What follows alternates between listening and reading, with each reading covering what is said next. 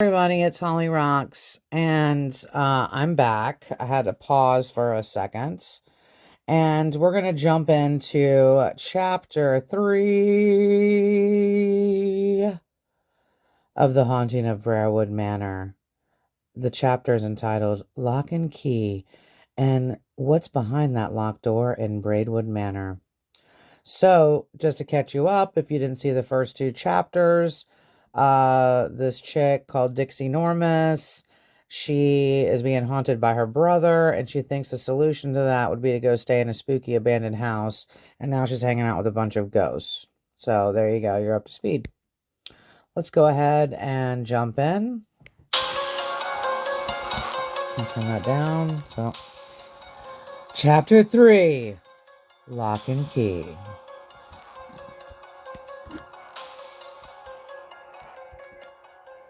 As you stand facing the mysterious door deep in the heart of Braidwood Manor, you feel cold fingers gripping your arm. Oh!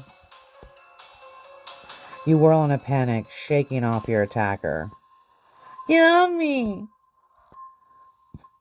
Sorry, Miss Dixie Normus. Simon, you really have to stop scaring me like that. I didn't mean to. You take some rapid, calming breaths and regain your composure. I know, I just didn't expect that. I'm thirsty. How are you thirsty? You're a ghost. Okay. Simon, what's behind that door? Or did you hear that strange sound just now? Let's go what's behind the door. Simon looks suddenly uneasy. I don't know, but Eleanor says not to go near it, and we never ever are supposed to unlock it. Do you have the key? Simon pulls a burnished antique key out of his pocket and holds it out for you to see. Let's inspect it. Okay. Simon's key has an S on it. All right. We all have one. You turn your attention back toward the door and notice that there are 4 locks keeping it shut. 4 keys for 4 locks, 1 for each of the Waverleys. I'll have to get my hands on all of them if I want to find out what Eleanor's hiding. Miss Dixie Normus, why are you out of bed? I was just sleepwalking. Can you promise not to tell Eleanor about it? It'll be our little secret. Okay. Now let's get you something to drink and let's get back to bed. You put your arm around Simon's shoulder, that's a tongue twister, and lead him back out of the hallway, throwing one last look back at the locked door. I'll be back for you later. I wouldn't even go near that locked door. I'd not even be doing that. What a glorious morning. It's snowing on the abandoned mansion. The following morning, you wake in the guest bedroom of Braidwood Manor and get dressed for the day. Guess it wasn't all a dream. Or guess it was all a dream. I don't know what she said. As you make your way downstairs, you bump into Eleanor on the 2nd floor landing. Good morning, Dixie Normus. I was wondering if you ever got out of bed. What do you mean? What time is it? 10 o'clock or so. Oh, sorry. I've been up. I should have been up for breakfast, huh? It would have been nice, but not necessary. Okay, is there anything I can do to make it up to you? There's nothing right now. Feel free to spend the morning as you see fit. The children would love to spend some time with you if you'd like. Oh. Somehow I don't think Thomas would agree. What if I want to spend the morning with you?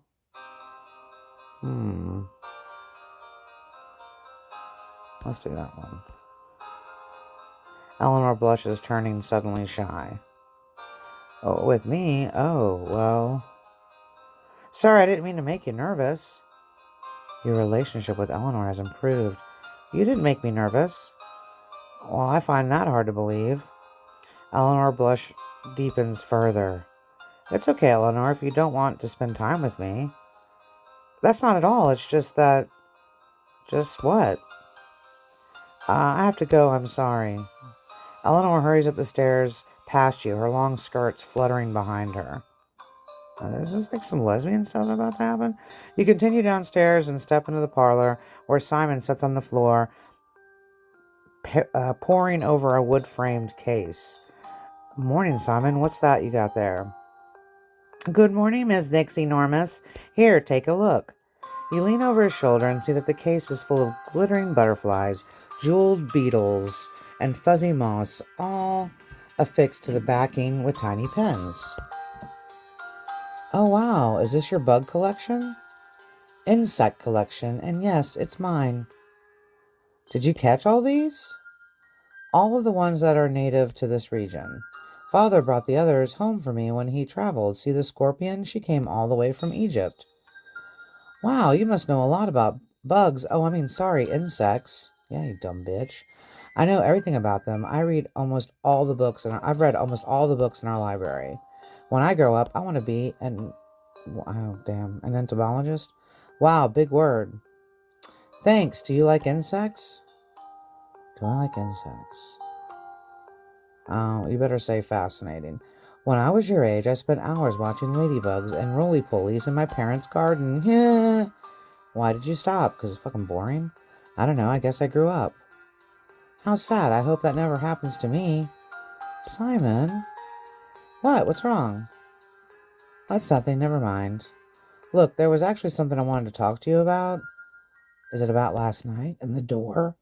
It is, and more importantly, the key you showed me. What about it? Do you think I could maybe borrow it?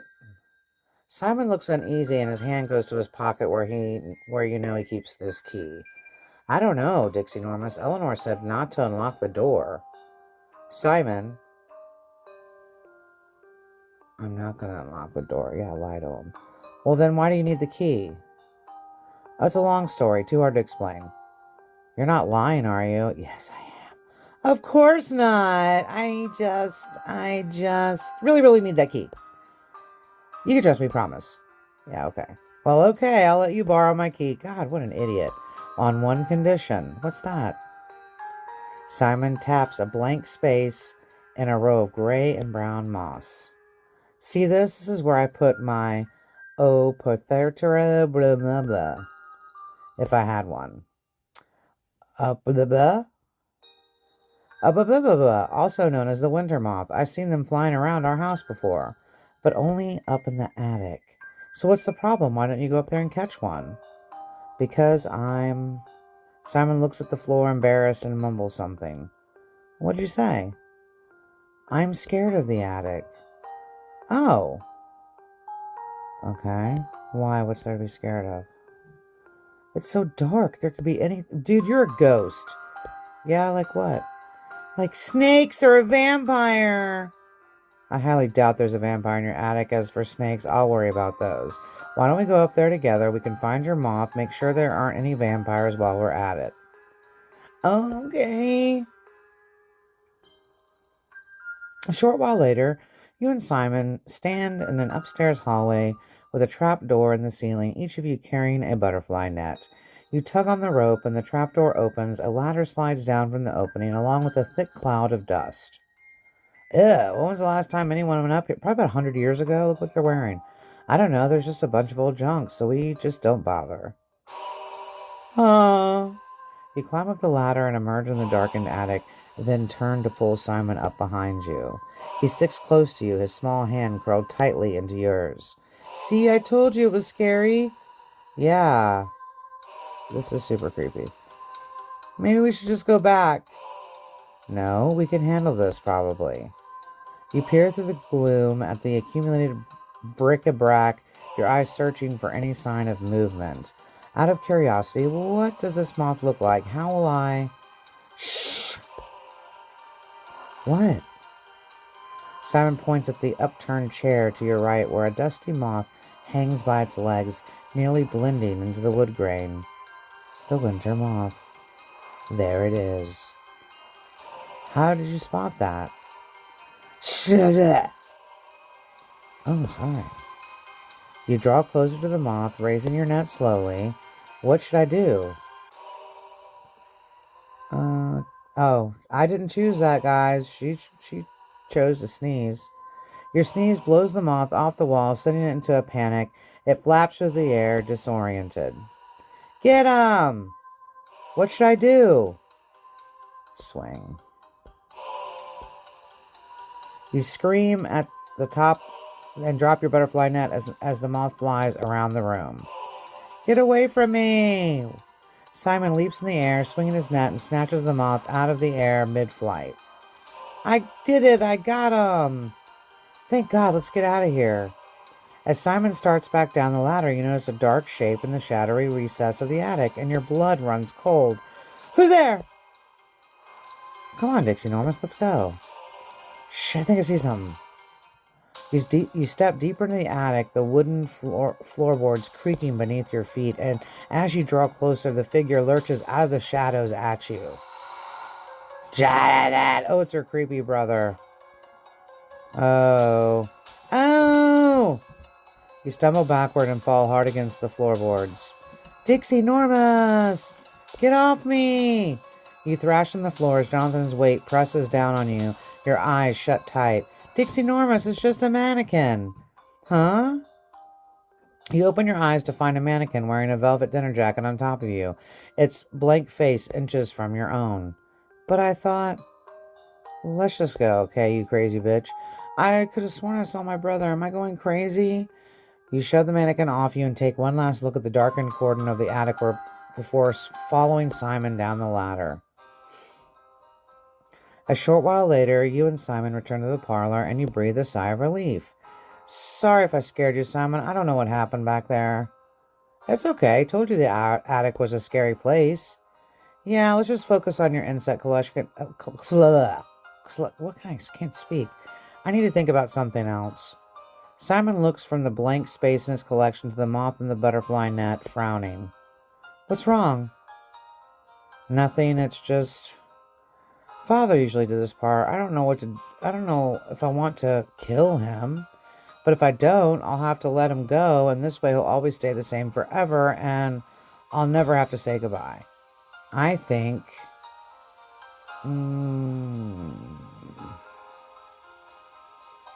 you should keep him. Sorry, little moth. Simon sticks a pin through the moth's body, and its wings flutter weakly before going still. Thanks for helping me, Dixie Normus. I'm not afraid of the attic anymore. Well, not as much. It's a process. Now, do you think I can borrow that key? You hold out your hand, and Simon drops the key into your palm. Oh, it's heavier than I expected. Thank you, Simon. You're welcome. You leave the parlor and search the manor for Clarissa, finding her in the dining room with her journal open before her. Dixie Normus, we missed you at breakfast. Did you sleep in? Yeah, I guess I was more tired than I thought. What are you working on? Oh, it's nothing. Come on, you can tell me. Are you writing a story? Clarissa blushes as you sit down beside her. Why does all these girls blush around her? Poetry, actually. It's for a boy. His name's Edmund. He works in the shop in town. Oh, I see. Do you have any advice for getting him to notice me? Yeah, why don't you be alive? I'm not an expert, but I know a little. Actually, I prefer girls. Is she gay? I guess so. I mean, not that I care. Oh, really? How adventurous. Adventurous? I have to admit that wasn't the reaction I was expecting. I thought you'd be more scandalized. Well, a lot of people in town might react like that, but I think sapism is very modern and sophisticated. You bite back a laugh and nod. I'm glad you agree. Sorry I can't be more helpful with your boy problem. Don't be silly. Boys aren't so different from girls after all, despite what Thomas thinks. I was thinking of sending Edmund a poem in the mail to tell him how I feel. I know it's a little bold, but I really love to write poetry. Well, in that case, I think it's a wonderful idea. What do you have so far? That's just the problem. I just can't seem to put my feelings into words. Everything comes out sounding so stupid and childish. Maybe you could write about how he makes you feel when you see him. Well, I get very nervous and my heart starts to beat faster, and it becomes so difficult to get even the simplest words out, like he's stolen my voice or something. Well, that sounds like a good place to start. You're right. How about this? You tend a shop, but are a thief, for you have stolen my voice from me. I like it. Keep going. The words don't come, and so I write. What's a good rhyme for right? Let me think. The words just the words don't come, so I write by the flickering candlelight. But it's daytime. I'm not writing this by candlelight. So, candles are romantic. It doesn't have to be totally realistic. Okay. Let's change the rhyme scheme for the last bit. How about when the sun burns out and the earth turns cold and all the flowers bow their heads, I think on things I left untold. I mean, you just rewrote the whole poem. Clarissa taps her pen on the paper, trying to think of a rhyme. I think of what I left untold. All the words that were unsaid, like how much for a loaf of bread. Oh, I'll do that one. That's great. You're good at this, Dixie Normus. Hardly. You're the poet here. I'm just helping. Let me see what you've got. Read it back to me. Clarissa holds the journal out in front of her and clears her throat. You tend to shop, but are a thief, for you have stolen my voice from me. The words don't come, and so I write by the flickering candlelight. When the sun burns out and the earth turns cold, and all the flowers bow their heads, I'll think of what I left untold and all the words that went unsaid. So what's next? Well, I'll either mail it or I'll get nervous and throw it in the fire.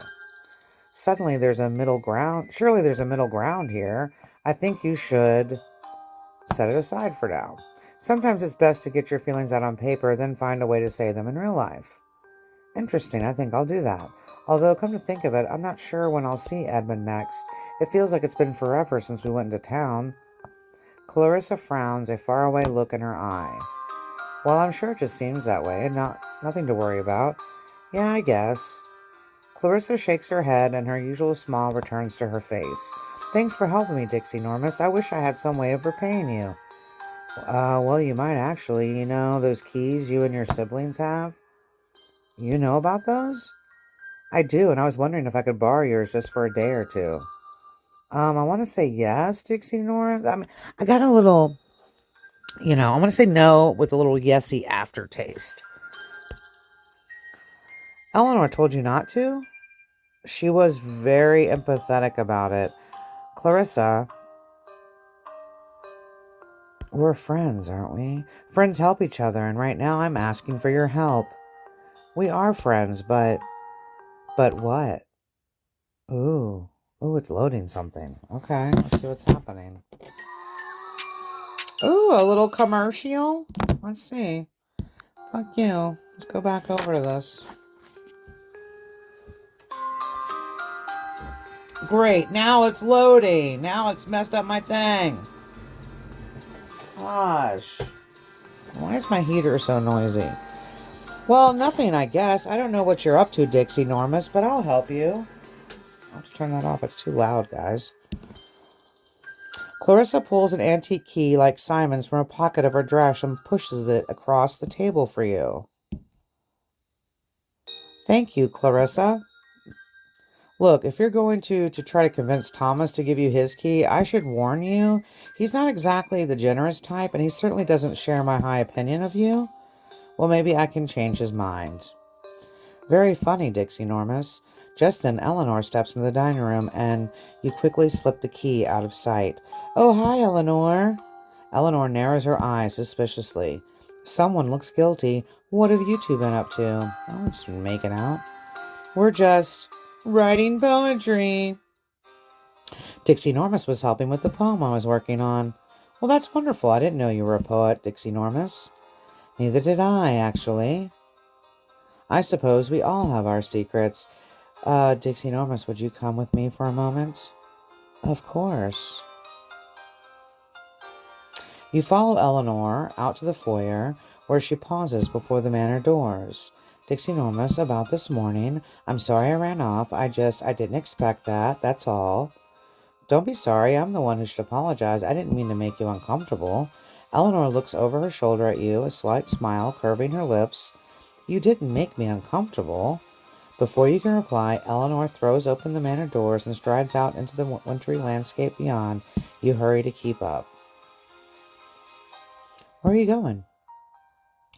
Nowhere in particular. I just want to take a turn about the grounds and thought you might like to join me. Was I wrong? No. You walk alongside Eleanor down the front steps of the Braidwood Manor, the snow falling gently all around you. Wow, it's so beautiful out here. Eleanor looks at the sky and nods. A snowflake lands in her hair and stays there, unmelting. Dixie Normus, I'd like us to get to know one another better. My father always said that no friendship is truly sealed with until you've shared a secret with each other. Perhaps we can do just that. What do you think? I think that I'm not ready to share my secrets just yet because I don't have enough diamonds. Oh, that's all right. I wouldn't want to put you on the spot. Yeah, I'm sorry. I'm playing a game here. It's okay, Eleanor. I'm not ready to talk about some things. I understand. Let's keep walking. There's something I want to show you. You follow Eleanor across the grounds at Braidwood Manor and pass along under a canopy of twisted branches. Where are we going? Well, you'll see. It's not that far now. You come to the graveyard at the edge of the woods. Overhead, a lone raven peers down. What is this place? Well, it's a fucking cemetery. This is the family plot, Dixie Normus, where my siblings and I are buried. But why are we here? I come here sometimes to be alone. There's something oddly comforting about it. It's bittersweet, I suppose, to know that my siblings and I are down there under the earth where no one can hurt us again. Y'all are fucking skeletons down there. I know it's odd, but it makes me feel safe somehow. Okay, let's just agree with her. After what happened to you, I can see how this would be comforting. I knew you'd understand. That's why I wanted to share this place with you. You walk slowly through the small cemetery, reading each other's headstones in turn. Don't the children ever come here? How can they not know they're here? I mean, they're dead when this is just outside their door. I've forbidden them from going too far beyond the manor. And they obey you? For the most part, I once caught Simon looking for dragonflies by the pond, but otherwise, they're very well behaved. If any of them were to find this place, I'm not sure what I would do. You've come to two headstones close together with names William and Rose. Are these your parents? Your father's date of death is 5 years after the rest of yours. Yes, he was the one who found us. It destroyed him. He left for Northbridge and eventually drank himself to death. They brought him home for the burial. I'm sorry, Eleanor. It's quite all right. He was a wonderful father when I was still alive. I always have those memories of him. And your mother? Eleanor's expression goes suddenly cold and she turns to leave, her thick braids swinging behind her. Don't bother mourning her. That grave is empty. What? Eleanor strides off to the woods, leaving you standing alone in the cemetery. Eleanor, wait! If Eleanor's mother died the same day as her children, where's the body? And where is her ghost now? In that fucking door. It's in the closet. It is. Oh my god. Woo! It's getting good, guys. It's getting good. I think. I just dropped my device. I think that that's the mother behind the door. What do you think about that? That's what I think. It's the mother. She's got the mother trapped in there. Mm-hmm. Oh, man. All right. Well, I will be back tomorrow to dump, to jump into chapter 4. Because I'm going to go to bed now. I am freaking tired. So I'm going to go to bed. But I will be back tomorrow to go ahead and jump into the next chapter. And yeah, if you don't mind, go to my website. This is how I support my channel, www.hollyrocks.com. That's HOLLEYROCKS.com. The website launched 2 weeks ago, so I'm excited. Got a lot of good stuff on there. Oh, yes, I do. So I appreciate you. See you tomorrow. Thanks for story time with Holly. Bye.